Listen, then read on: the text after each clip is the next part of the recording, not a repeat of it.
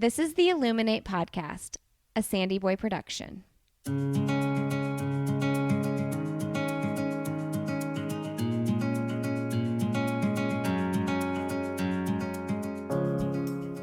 Each week on the Illuminate Podcast, the host will bring you insightful conversations and stories of people who are illuminating their own lives through their business, work, community, family, and world.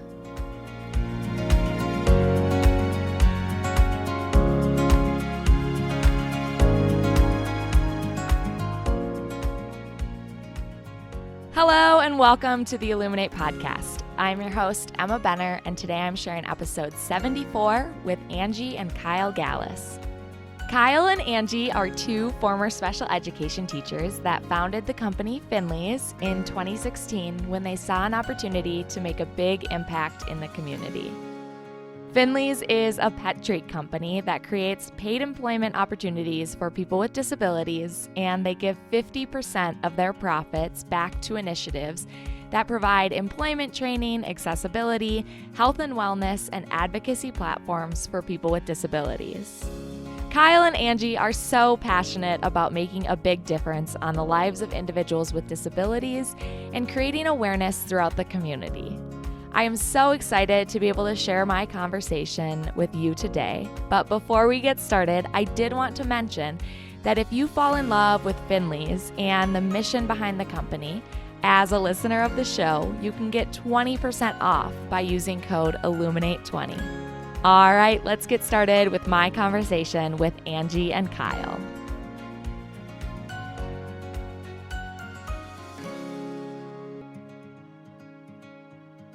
All right, today on the podcast, I am so excited to have Angie and Kyle of Finley's. Welcome to the show, Angie and Kyle.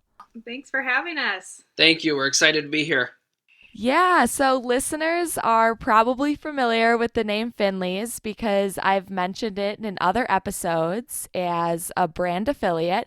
So they have a little bit of insight into who you are and what Finley's is and how it helps the community. But why don't you introduce yourself and maybe talk a little bit about Finley's as well? Sure. So, as you know, we're Angie and Kyle. We both are former special education teachers. I actually taught for 21 years and Kyle taught for 10 years. We, back in 2016, started our Finley's company based off of a classroom concept that I had a long time ago in 2010 at a local high school. And fast forward a few years from my teaching career at the high schools, two of my former students had reached out to me over social media asking if they could bake dog treats with me again like we did at the high school. And I looked at Kyle and said, well, should we have him over? And he said, yeah, let's do it. So on a very romantic Valentine's Day in 2016, we had them over to our house, dug out the old recipes for our dog treats, and we started cutting treats. We noticed that in those moments that they had the skills that they had used for cutting, everything was great there, but we noticed that they had lost a lot of the academic, the math, the reading, measurement skills that they had once had that we had worked so hard on. And at that moment, we realized that they were now 22 and 23 years old, needing to work on those work skills, and now at this time unemployed. And so at that time, we decided we needed to make a difference because we saw such potential in my former students. And so in 2016, we found a commissary kitchen. We started baking treats at night. Kyle and I would teach during the day from morning to afternoon and rush home, and I'd throw together 12 batches of dough in our home KitchenAid mixer. We'd toss them in a big bin and bring them to our kitchen and cut treats from 4 to 9 each night. And then about a year and a half into cutting, we were super fortunate to have Ashton Kutcher share about our story on his social media channels. And the demand increased a lot. We went from baking 2 nights a week to 4 nights a week to 5, and it just kept going. And when we realized that my mother-in-law was basically raising our own children, and that we needed some help. We knew we needed to scale our company and find some help. So at that time, we were super fortunate to find some amazing manufacturing partners that came behind us. And we decided, okay, how are we still going to provide opportunities for our ambassadors? And so that's when we had to pivot our business model. And our ambassadors now work as our marketing teams that go out and do community events, grocery store demos, brewery events with us. And they're also working on advocacy and also blogging on our website. So as a former teacher, for me, that was very, very exciting just because I didn't want them always stuck in a manufacturing facility. I wanted them out in the community practicing those life skills and work skills. And so that's where we have been as a company for the past year and a half. And obviously when COVID hit, we had to do some more pivoting, which we can probably talk about a little bit down the road here. So are any of the ambassadors doing any of the manufacturing of the treats? Not right now. So when we had to switch the business model, we had to find help to help us make the treats. So a fun story about kind of the business model and looking at what, from a scalable business model standpoint, Angie alluded to something where at the time, ignorance was bliss. We were in the kitchen, the radio's on, we're hand cutting these treats, everybody's rocking it, having an amazing time. You look up and it's 2 a.m. and we're like, is this sustainable? And is this even legal to have people doing this much physical work? And it was fun for us to realize in that moment, there's more that can be done. We also found out through our retail partners that they demand more and they need brands to give them more, brand support once your product's on shelf. And we actually saw such a unique opportunity to actually create more jobs as brand ambassadors doing the marketing at the store level. So it was kind of this odd combination of, can we physically keep up with demand? The answer was no. And then B, that bigger piece of, holy cow, that we can actually create more jobs with this new model. So I think that for us was just super exciting to realize, we don't have to physically have tendonitis and go to the doctor every week and the chiropractor, but B, we get to create more jobs. So I think that really for us from a manufacturing standpoint, it was just a complete necessity to find something that was scalable to really support the mission long term. Can you walk me through the tasks that the ambassadors are specifically doing at those stores? Yep, for sure. So in order to get a job, we run it like any other process. So everybody needs to submit a resume, whether that be a written resume, a video resume. We know that needs are different for different people. And so we're open to that. And then what happens is once that is submitted and our team looks over everything and decides if that individual is a fit for the position, we contact them for an in-person interview. And so we have them come in and either meet them, well, now it would be over Zoom or in person, and we'd walk through interview questions. And this was important to us because we wanted to make sure that we were also teaching job skills as we built our teams. And so we wanted to go through that process. Once through the interview and we decide if the individual is a good fit for the position, then we have some other opportunities. So one of the opportunities is the store demos. And so what that looks like is we have teams of 2 people typically that would run like a sample demo table. So like when you'd walk into, for instance, like a Lunds Byerly's grocery store, which is local here, it would be a table set up. So, our marketing, our tablecloths, everything that we have talking about our company are set up on the table. And then our individuals with disabilities are standing behind the table, sharing about our mission and about our products to customers that are walking by. It's been really awesome to see the impact that they have had on not only customers coming into the stores, but also the staff.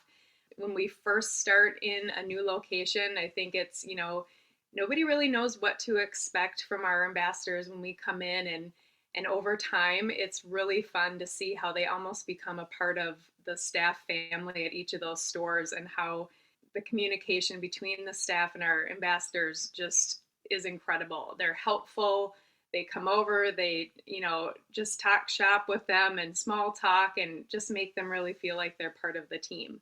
And so they work typically a 2-hour shift at a grocery store event. So it's usually over the lunch rush, so 10:45ish to 12:45. And then they take down their table, and that's the end of that shift for the day. Sometimes they go to another job from there. Sometimes they go back home. Another opportunity that we have as well is different community events. So one of our favorite events that we do is at a local brewery where we set up a table again. And at those events where dogs are able to come, those are probably our most favorite, just because we can set up samples. And so our ambassadors hand out samples to dogs coming up to the table, and again, share about our mission and our products. And then we also have some ambassadors on our teams that work sales with us. We have an ambassador right now who goes out to the stores with me weekly. And we go in and talk to managers about our products. And she comes in with me and shares what she does. She has agility dogs, and she talks about how she uses our products and shares about how inclusion is so important and why she loves her job with Finley's and why it's important for them to consider employment. And so we go out weekly, which has been really, really a great way for us to kind of pivot with all this COVID stuff happening. And then we also have 2 people that work as writers and bloggers for our website right now. So one of them talks about life through the eyes of somebody with a disability and tells a little bit more about her story. And then the other one writes about topics that we would like to just discuss on our website and just educate the world about. So we have multiple opportunities at this time.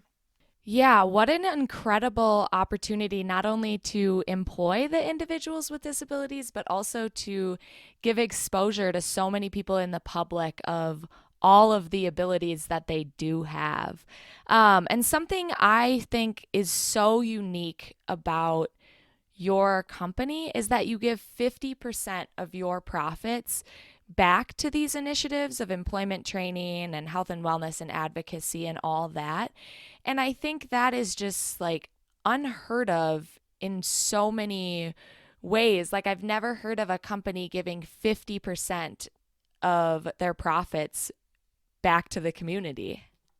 Right, Emma. And what's super fun about this is looking at, in the position we were in 4 years ago when we started the company, we were really looking at, okay, what could we do, near term? So employment, right? Create jobs. What we learned and uncovered, especially with our retail partners in this industry, is that we all have to make a commitment to be better. And what employment looks like and the needs and the resources that people deserve and need to go out and have a job, it looks different. And we looked at, what do our employees need to get to work? They need transportation, they need job coaches, they need all these other resources that are so important to really not only having a successful job, but just really living in an independent and fulfilled life. And it's like, if we could create a company that could create the jobs and work with our retail partners to have the successes we've had, what else can we do to support some of those, barriers to entry employment? So transportation, we think about now with COVID, health and wellness is just at the peak. Everybody needs to really look in the mirror and figure out, okay, what can we do? If we're a company that can obviously support the employment side, what else can we do on the profit sharing side? And that's something that when we looked at it, we built into our business model how this would all work and who we would give to and how we would support them. And what's really interesting is we looked at also some other competitor brands that were having success in the retail landscape. And Newman's Own is a phenomenal brand. They're committed 100% of their profits to charity.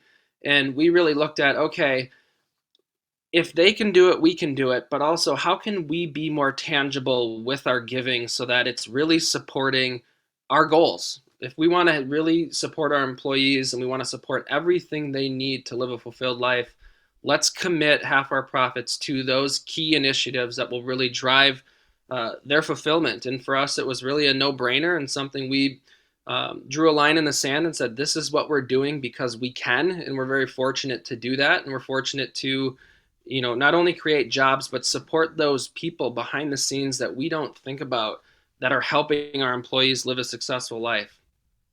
Wow, I love that. Going off of that, what do you wish that every business knew about hiring individuals with disabilities? Oh, I love this question because we sat down with Target Corporation and had a Q&A session with them about, what is disability employment? What is inclusion, right? Like, it's so easy to overthink this giant elephant in the room. And inclusion is really just ask these people, what do you need? Every need is a little bit different, and that's okay, but let's not overthink this. Let's really scale back. What does it take to really create an amazing job for somebody that has all these unique talents that we want them to share with the world? Let's not overthink it. I think there are always going to be barriers, but in our former teacher mindsets, there's always a solution. And I think that's so applicable to any of our retail partners, any business. It's have the mindset to look at things from a different perspective that you might not even think, and ask the individuals. It's one thing when people ask, Kyle and Angie, they ask us, well, what should we be doing? Well, have you asked your employees? Have you just looked at them and said, hey, can I get a half hour?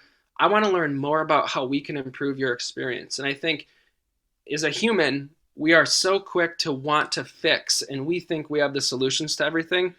All we actually have to do is take a step back and ask some of the questions, because it's not as hard as people think it is. And I think every big problem, everybody wants to overthink. And from our side is we wanted to just simplify it and grow it from there.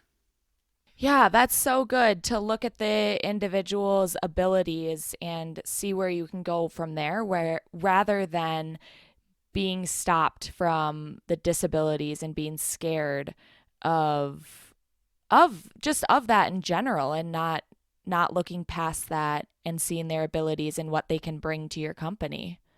Absolutely. I think what's really fun about that too, and Angie talked about it, is just some of that retail partner hesitation, right?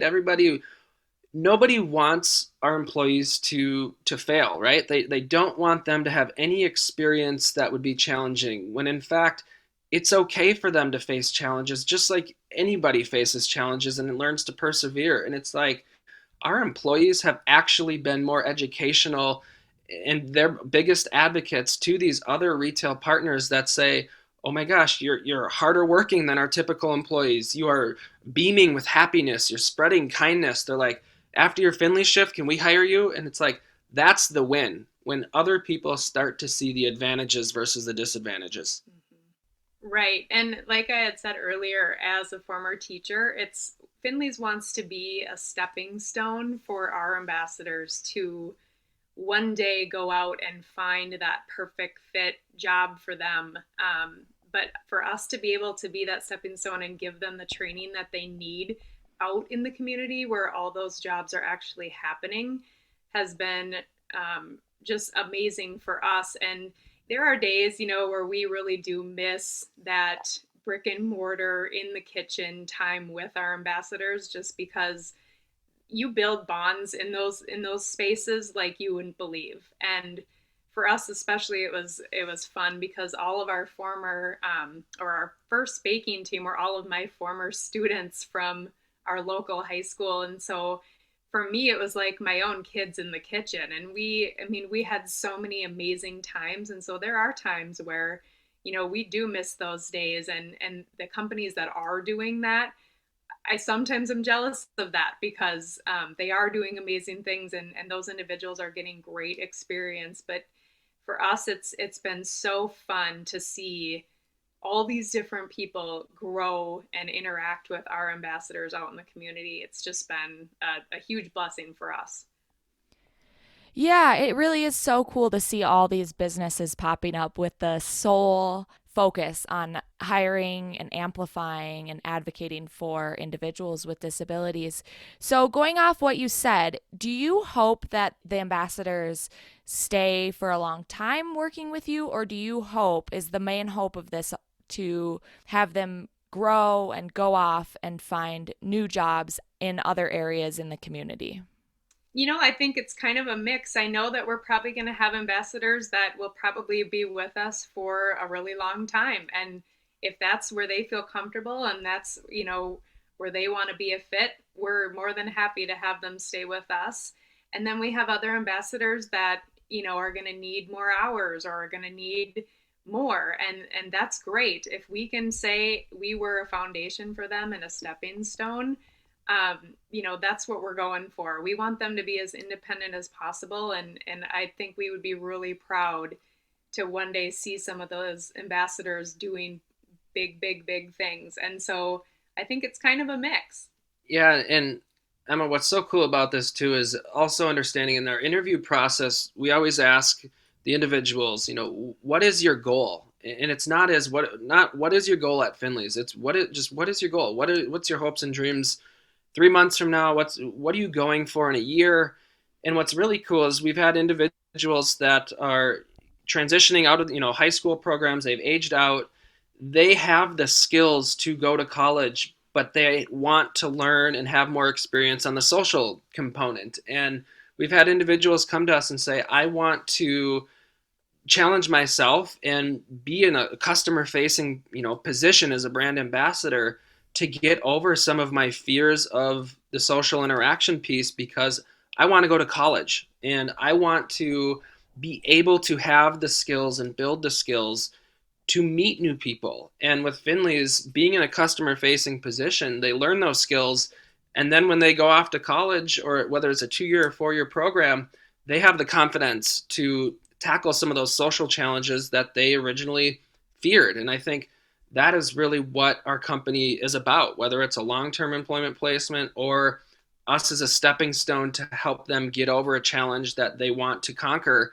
We're not going to hold anybody back. If it's a 2-month thing or if it's a 20-year thing, really all are welcome in our company. That is just so amazing what you two are doing and the heart that you have for all of these ambassadors and so many people in the community. So talk me through the beginning of the business. Was there ever a hard point or a time that it just felt like maybe it wouldn't happen, or was it pretty smooth in the growth process?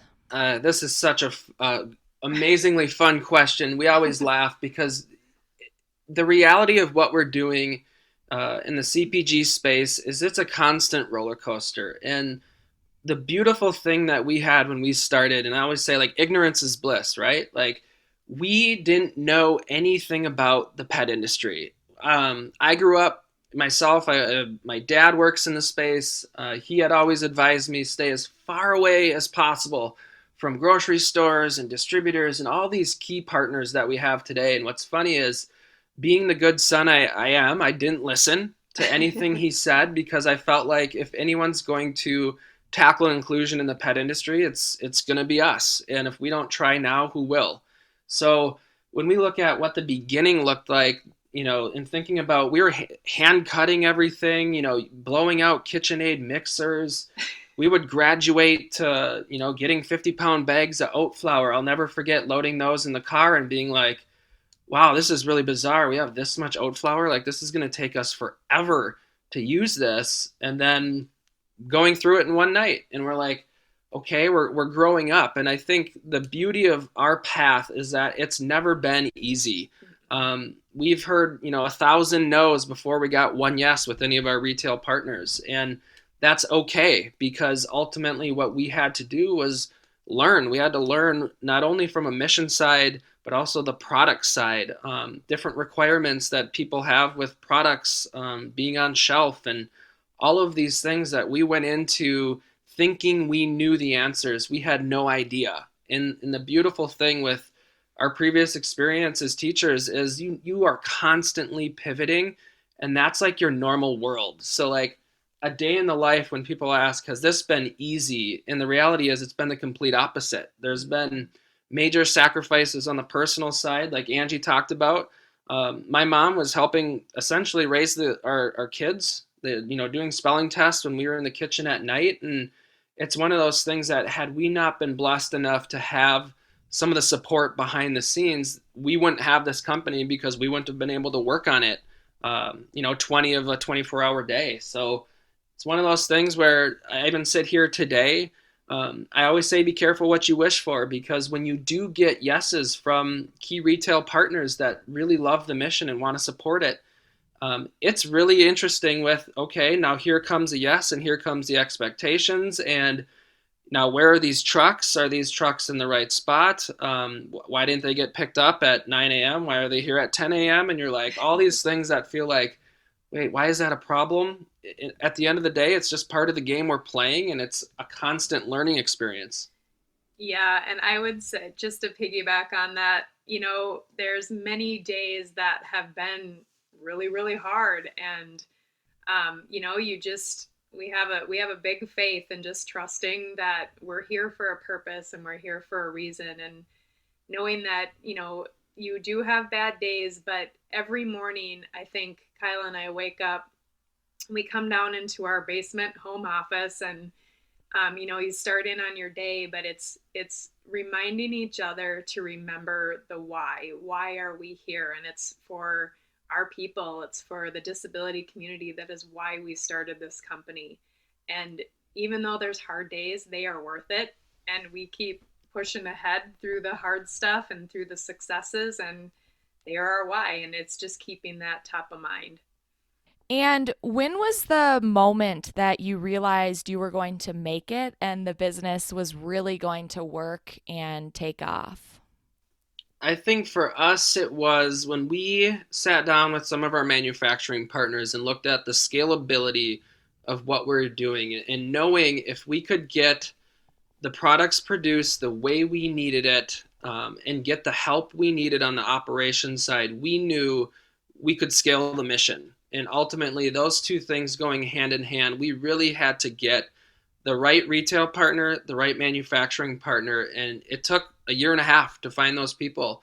And once we did, it was like, okay, the coolest thing about it was one of our major retail partners kind of wrapped their arms around us and gave us some, product R&D help on what could be your next product line, and how to really bring that to market. And that, I think, really put us at ease of knowing, okay, we have the right people around us. We don't have to stress necessarily about being able to ask questions and feeling like we don't know anything. We really felt like we found the partners that are going to allow us to fail fast. And when I say fail fast, it's like, in this industry and with what we are doing, we have 100 failures a day, but we have the right partners around us to help us turn those into successes. And I think that is really the blanket of comfort that helped us really scale, and get to the level that we're at today.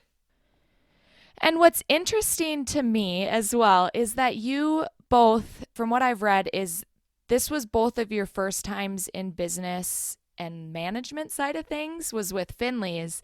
So what have been some of the biggest learning curves that you've had as you've continued to grow the business?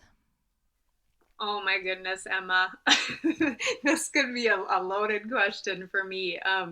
Yes, for sure. Like, this is definitely the first of the business world that I've ever seen. Like I said, I taught for 21 years. So I would say for me, I just decided that I was going to need to do something that was going to help me learn some of even just the business, ideas and what things performas and profit and loss statements and things like that I had never worked on before as a teacher. And so one of the things that has been super helpful for me is I joined the Business Women's Circle just this past year, which is a women's network of business owners and entrepreneurs. And I have a circle of women who are just powerhouses and who have come behind me. And that's where I have learned a lot of the things that I never would have even dreamed that I would ever use in my life, just even in the past 6 months. And for me,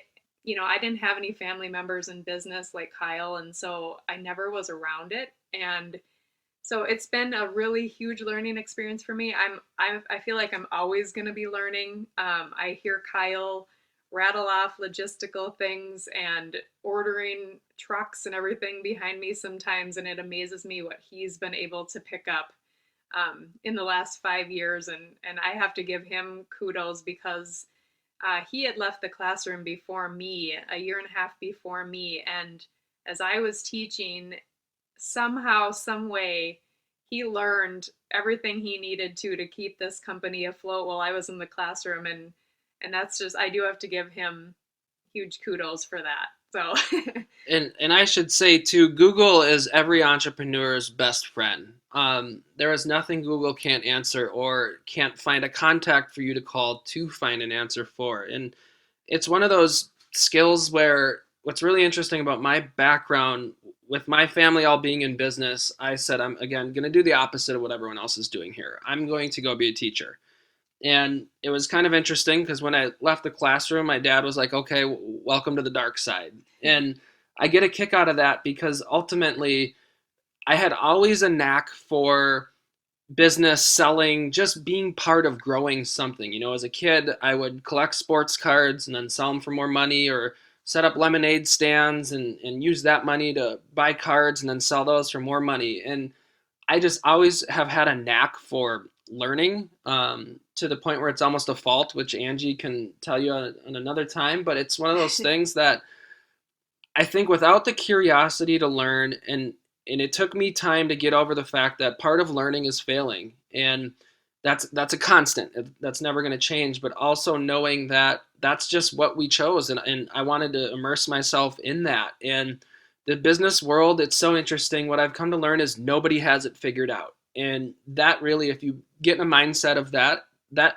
levels the playing field and really opens up the door to have some confidence to ask questions when you don't know, and to understand that nobody is always going to have the answer, and that's okay. And that's business, right? Like, you're going to have people give you an answer that makes no sense, and you're going to want to call them back right away, but you hit pause for an hour, you do some deep breathing, and then you call them back and say, hey, I don't understand this decision. Let's walk through it together. And that's how we've turned some no's into yeses. And I think those are intangible skills that it's like everyone in the business world, entrepreneurs, they love to glamorize, their successes. And I love to glamorize all the failures, because ultimately those are what have helped us scale our mission and created more jobs. So that for me has just been something that I will always stand by. It's just the business world pretends to know everything when really nobody knows it all. And so you're all on a level playing field.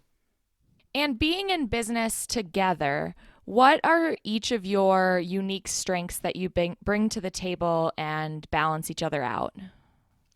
Oh, this is such a fun question, only because Angie's got a big smile. And the funny thing is, we got married halfway into our adventure here at Finley's. And it's so interesting. People are like, okay, if you can run a business and get married at the same time, like, I think you guys got it figured out. And the reality of what's happening in the situation we're in is it's communication, and it's understanding whose role is what and who stays in what lane.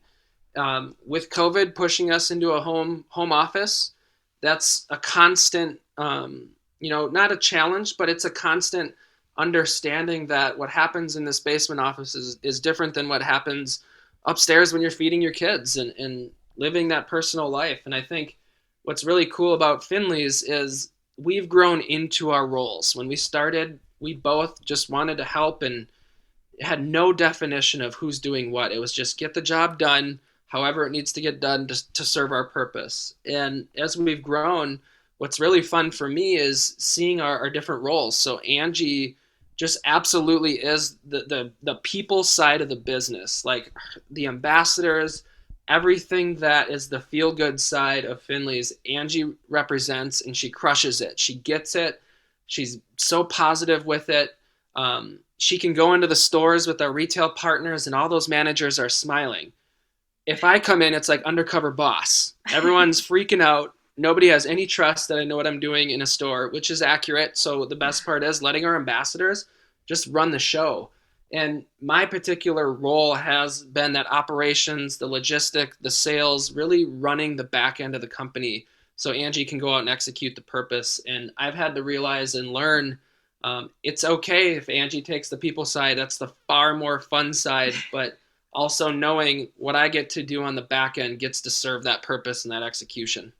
Yeah, I was just going to say, I always tell them I get to do the fun side because the logistics and operations to me just feels really tough some days. And for me, it's like going out to the stores and talking to these managers with our ambassadors, like being able to see them grow their confidence and grow just their ability to go in and do this with me has been just so incredible. And so I feel like I'm probably the most lucky one in the company because I get to see that on a daily basis. And like Kyle said, it's without him, what he's doing in the background, we wouldn't be here. And so we had to find our lanes, and I think we're doing a pretty good job sticking to that now. We definitely have our moments in the basement office, but all in all, it's going pretty well. I just want to cap this off with one thing. I think for any married couple that's in business together, from my side is that I've mastered knowing the look. So when Angie gives me the look, and with Zoom, it's gotten really interesting because I can look in the little square and see, okay, I'm getting the look, which is my cue, whether it's to just be quiet or let somebody talk. So I think it's one of those things where we have to laugh and have fun with it. There's always going to be some challenges, and communication is key, whether that's verbal or nonverbal. Absolutely. Yeah, it's always so interesting to hear couples or good friends or anything like that in business together because it's got a very unique side of things where you're not just business partners, you're life partners as well. So what are some things that you have coming up that you're working on that you're really excited about? So from a company standpoint, we are in, I think, about 6 weeks about to launch with 2 major retailers in different regions. And that for us has been the culmination of, 3.5 years worth of blood, sweat, tears, and meetings to bring something to fruition to serve our purpose. So we'll be announcing those on our social media, on our website. And we're just beyond thrilled to bring our products to people that really see the mission and also want to help elevate it. So that for us is going to be the most exciting. We're going to kick 2021 off with a complete bang. And that for us is just, we're super excited, trying to contain who those partners are. It's kind of top secret news until the end of February, but just know it's something that I think the world is going to need and be part of and be excited about. Right. And on the mission side of that, along with those launches, just comes more jobs. We're going to be able to create a lot more jobs because of those partnerships. And so we've got some really exciting things coming. Wow, that is so cool. Congratulations on that. Thank you. Yeah, well, Angie and Kyle, thank you so much for all that you shared today. I'm really inspired by all of the work that you're doing and the passion that you have for the community and so many people. But before we wrap up, we have the end of the podcast questions. So what is the best or most recent book that you have each read? Oh man, mine is always a moving target. So I'm a big podcast guy, but I'm a big like Guy Raz, How I Built This podcast guy. But one of the books that I think anybody in our position or anybody thinking that they want to start a business with a mission. So the last one I read was So You Want to Start a Brewery. It's the Lagunitas story by Tony McGee, who's the founder of Lagunitas. And it's just the most honest and humbling and beautifully told story of ups and downs, trials and tribulations that I look at different quotes from that book every day because we're living it, but it also keeps me grounded.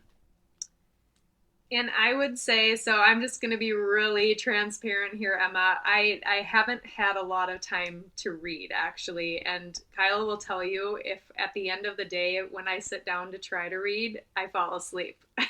So I would say that I, too, like to listen to podcasts.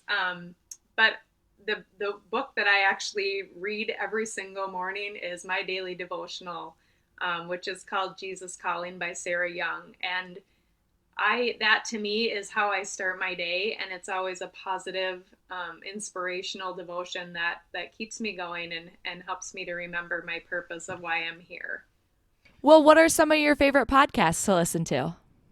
I too love to listen to How I Built This with Kyle. I think for us, when we ride in the car, we love listening to those stories just because we can relate to them so much, and we often are just laughing because we will look at each other and be like, oh my gosh, it's our story. It's so fun. And I'm learning too with my business women's circle. It's been a really great resource, and every time we meet, I'm learning of new books and new podcasts, and so it's my goal to try to spend more time focusing on some of that time for myself to keep learning, and I'm actually excited to do that in the future.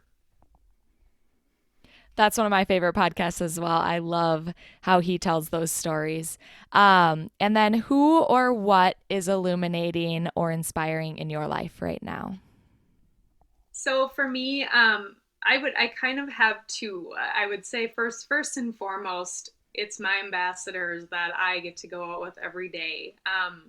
Just seeing what they overcome, and what their challenges are, and how seeing the growth in them and their confidence level and the people that they become every single day has been probably the most illuminating thing in my world. But I'd also like to just highlight my circle, business women circle. The women in my group are just so inspiring. They're so strong.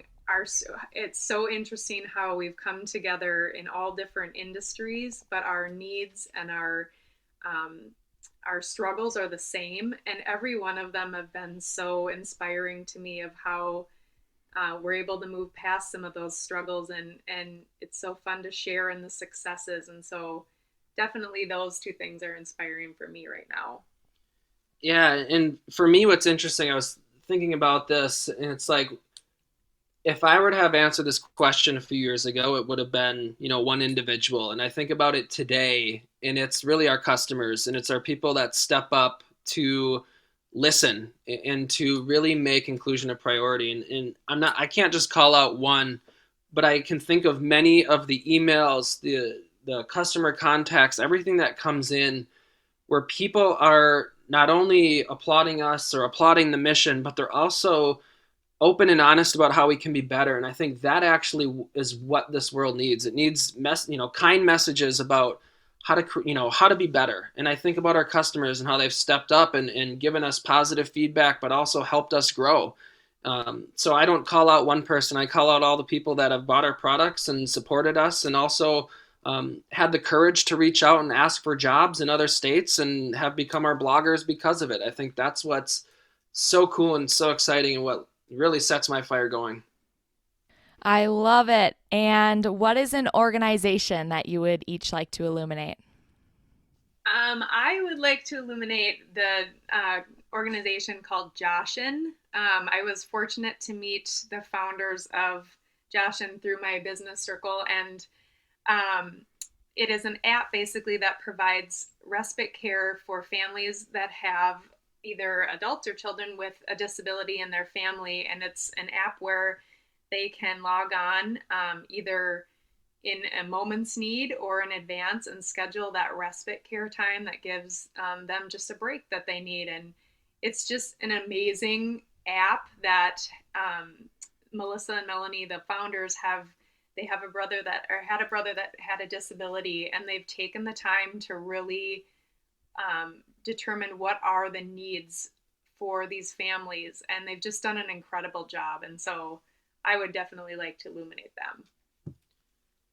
That's a hard one to top. For me, it's really looking at, there's so many great organizations, and I just want to call some attention to Best Buddies, who is, I'm sure your listeners are super familiar with them, but just looking at Best Buddies and how they elevate people with disabilities, but in really the employment side and the independent side of kind of the whole disability landscape. And I think about what the local organization has done here in Minnesota, really getting that organization off the ground. I know Best Buddies is established in other states, but it's been really fun to see our team in Minnesota just blow it up and really catch the momentum they needed to really support a lot, not only some of our ambassadors, but also all sorts of people with disabilities in the Twin Cities area. So I got to give some love to Best Buddies. Awesome. And then to finish it off, what is your message to the world? For me, I would say don't assume because someone has a disability that they're not capable. Always look at somebody and look at what their capabilities are and look for their strengths. And don't just assume because they have a disability they're not able to do something. And for me, I really think about what's funny. The bottom of our bags on the packaging, it says, if you tip it over, it says treat with kindness. And I think about the industry and people in general, and now more than ever, we have a chance to really take a step back and listen and be kind. And I'm not saying we have to agree with everyone around us. I'm just saying now is the time where we get to step up and move forward with kindness and move forward with patience and love and just really respect and listen to each other, because at the end of the day, we all want the same things. We all want to be loved. We want to be cared for. We want to be part of something amazing. And I think we can get there if we really focus on listening and kindness. And I stand by that forever.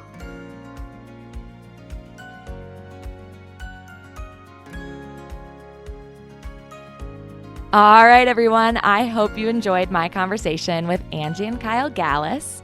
And if you want to continue to follow along with all that they're doing at Finley's, you can find them at Get Finley's on Facebook and Instagram, or at getfinleys.com on their website. And while you're over there, if you find some pet treats that you love and want to purchase, don't forget that you can use code Illuminate20 to get 20% off your order and help support this incredible mission and all that they're doing. And we would love if you gave us a follow over on Twitter at Illuminate_pod or on Instagram at the Illuminate Podcast. We love hearing from and getting to connect with listeners of the show. All right, everyone. I hope you enjoyed my conversation with Angie and Kyle, and I hope you have a great rest of your week.